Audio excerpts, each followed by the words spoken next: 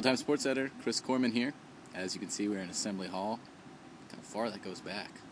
It's a ways. Yeah, it's a big place. It'll be filled, well, mostly filled. You would think. A Friday from tomorrow. 8 days a week from from tomorrow. Yes, 8 days from now. We met with Tom Crean today. Tom Crean held a press conference, a little impromptu discussion with the media to talk all things Indiana basketball. Dustin Dopirak was here. First Tom Crean press conference, First correct? Tom Crean press conference. Second time seen, public comments or whatnot, but first press conference. And he was pretty much what you'd expect. Tom Crean, extremely excitable and, raring and ready to go, especially because he's got some talent now. I don't know if this is going to be a great Big Ten team. He said significantly better. So yeah. The talent level significantly better. It's about 2:30 now. We started the press conference at about 12:10. Somewhere in that vicinity. Crean was a little late. He was. He's always running around doing something. But we could still be asking questions. There's just so much to talk about with this basketball team. People were trying to get questions in. There's still so much unanswered. Somebody asked Crean about Kentucky, and of course, Crean's going to say, "Oh, it's irrelevant. I can't even think that far," and he can't. Exactly. It's December 12th. It's a long way off. Crean's trying to get through workouts today, which we actually had. We were able to watch a workout today, first time in the Crean era that he invited the media to come watch a workout and be able to discuss what they did. But first, let's talk about the press conference and just what struck you off the top of your head. What came to the fore? He pretty much said what I would have expected him to say. He did say the talent level is significantly better, but he made sure not to.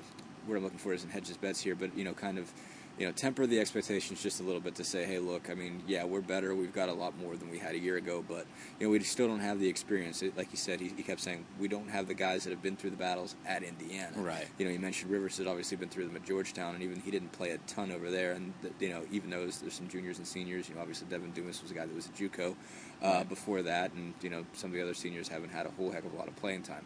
Right. So he made the point to say, look, the experience, the toughness, the strength, all those things that come with being around a big-time program for a while aren't quite there yet. Right, so, and he made the point, too, that it looks on paper like they have depth this year. Yeah. Last year, no depth. This year, depth. But to him, depth is consistency. It's not we have X number of guards. It's how many guys can actually come out and change the game. And, we saw during the workout sort of what he was talking about with the players. Devin Dumas led every drill, basically. And he's the one, the one guy who really kind of gets it. Even Rivers, he was here last year, and you had a good interview with him after the practice, and he had to fit in and find his niche last year. And when you're redshirting and sitting out a year, you kind of fit in, but you don't. You're not finding out how your other teammates work in games, and I think that's one thing that you noticed that I guess he kind of had a hard time with. There was a great know your personnel moment in practice where he kind of drove in and did this kind of no look bounce pass. Beautiful pass. It was a beautiful pass. It was to Tijon Job, and it went out of bounds. So, that's, I guess, the type of thing that you don't see. He knows what he's doing. He knows what he's supposed to do, but he doesn't know his personnel yet. He doesn't know exactly where the other guy's going to be, how fast he's going to get there, have the timing with all the rest of the guys that he's going to need to have eventually as a point guard if he's going to win a game. Yeah. Anything else from the press conference that Crean said that stuck out? Obviously, the big news, the newsy tidbit is that Bawa Manuru, the freshman center, has not been cleared by the NCAA yet. Yeah. We've been waiting for months now. Crean remains confident. He says it's not a scare situation, I think is how he described it. Yeah. He's had other players who've had to wait this long. Obviously, Eli Holman, not that long ago, for the Indiana program, had to wait until actually the night of Midnight Madness. He was declared eligible. So, it still seems to be where it was 3-4 weeks ago. Months ago and everything else. When Bawa showed up. So that's about the newsiest thing. Anything else that stuck out to you? Not at the press conference. More I would say did at the workout session. I think there was a lot of interesting stuff there. You talked with Jordan Hulls and kind of pointed out that the Derek Elston and Bobby Capobianco got Tom yelled at. Crean is pretty trying good. to kill his foremen. He is trying to kill them. I'm surprised they're not still running the court back and forth. Just those drills, they did fast break, 5-0 fast break drills. And started with just once down the court, and then 2 in 10 seconds, and then 3 in 15, and then 5 in 28. Yeah. When you're making that many passes, and the foreman is always getting the ball. Right. Exactly. if it's a make, he's getting under the basket, and they're running the full 94 So feet. it's a sprint drill. It's a suicide, and he's got to do it in 28 seconds, and maybe has got to rebound the ball. Maybe whatever happens along the way, he's got to outlet it, obviously, and they're deep outlets. The point guard was out by midcourt. It was a brutal drill for Elston and Capobianco, and those were the two that Crean was kind of on all day. Yeah, even after when they were doing more half court stuff, I mean, he was absolutely just all over Capobianco because he was telling him to sprint out to set up a pick and roll on the left wing, basically, and he really just got into him over that. I mean, Elston, I think he got lit up more early. Bobby got hit up later. I that guess. reinforced for me just how important. Crean, everyone said he's a guard-oriented system, and you can tell Crean sort of backs off. He hedges on that a little bit. He doesn't like when people say that.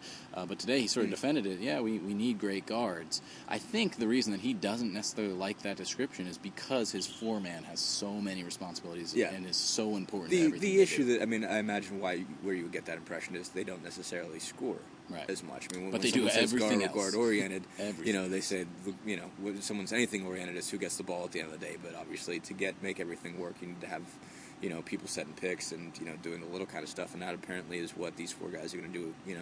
Especially guys like Capobianco and Elston that you don't imagine as being major scorers are going to be the type of guy that's going to have to do set picks, get the roll going, that sort of thing. So that's obviously he was all over for them for that, making sure that they know what they're doing when it comes to that, and they know how to to do that the right way. Give me a breakdown of some of the other guys. You've never seen any of these guys play. No. So just first thoughts, especially in the freshmen. Maurice Creek, we've seen a few times, seems to still be that just innate scorer, just knows how to score, gets the game, likes playing defense. Yeah. Really, you've seen before he really shoots it well. He didn't, on the few occasions he had to shoot the ball today, he didn't seem that great. But Tom had made the point during the press conference that they're just beating the crap out of him, and that he says he's at the point now where. And he started later than the rest of the freshmen. Yeah, so they're making a point to really condition him fast, and kind of get him to the point of complete exhaustion now, so that he starts to get, his strength gets a little bit better. Right. But I think he's the most talented guy in the program. Yeah. That's my personal opinion. Dumas was better today than I kind of thought. I mean, I only haven't seen him that much, and I kind of developed this impression of what I thought he would be. And he's a little bit better shooter. Dumas and Jones are going to benefit so much. And Crean said this from I forget which term he used, but it was position elasticity or something like that, where you can move guys around. Jones is going to move around. He's not going to be stuck at point guard. Dumas isn't going to be purely the shooting guard. They're going to be able to hide him in the offense a little bit. Those guys aren't going to be. I think Dumas had 27% of the shots last year for the offense. There's no way he'll get that percentage this year. He's just going to be. His role will just be a little bit more defined, and that's what Crean said. The way to be on this team is figure out your role, what it is, and you master it, and then maybe you'll get another role. And I think last year Dumas' role was, he had to be a little bit Mr. Everything, and that's impossible to master. And Jones, his role probably wasn't. He's a good ball handler for a guy his size, but you can use him better ways, and I think they'll be able to do that this year. And we saw that today. Both those guys obviously a little bit more confident. Jones is clearly stronger. Crean singled him and Matt Roth out as two guys who really improved over the summer, really worked on their game. Right. But those two, you could just tell there's just a little bit more of a comfort level as to, okay, what are we supposed to do on the floor? They know, and they're able to do it. Right. Yeah. No. So there's some other guys that, Watford's athleticism is pretty amazing. Right. There's a lot that needs to be worked on there, but just in terms of having just kind of the length, the jumping ability, the man can absolutely sky, and I think he's, his head is almost up to the rim when he's getting up there. Tom Pritchard, things that need to get better. Tom Pritchard much stronger today. Tijon Job still raw. He's not going to get it. But I've never seen him before though. He's a massive individual. He's a massive individual. They're going to get something out. I think Crean will find ways to use him. Although Tom says he's scared of him around his own players. Yeah, apparently Tijon took out another player the other day. Yeah. Was it Rivers or? I don't think it was Rivers. No. It might have been. Someone had a shoulder, and I think it was Verdell. Oh, it was Verdell. Verdell. He said, he wanted to put yellow jerseys on everybody around. Verdell's overmatched in that battle, though. Slightly. Yeah, he's not going to win those. Not fair. All right, well, we'll continue to have some coverage. We'll bring you some stories, some blog posts. And I'll be out in Charlottesville on Saturday. Wrapping up what Crean said, wrapping up what the players said. Dustin will be on the football trail. I'll be hanging out here chatting with you guys. Got the scoop. Hope to see you then. Fun stuff. Thanks. Thanks.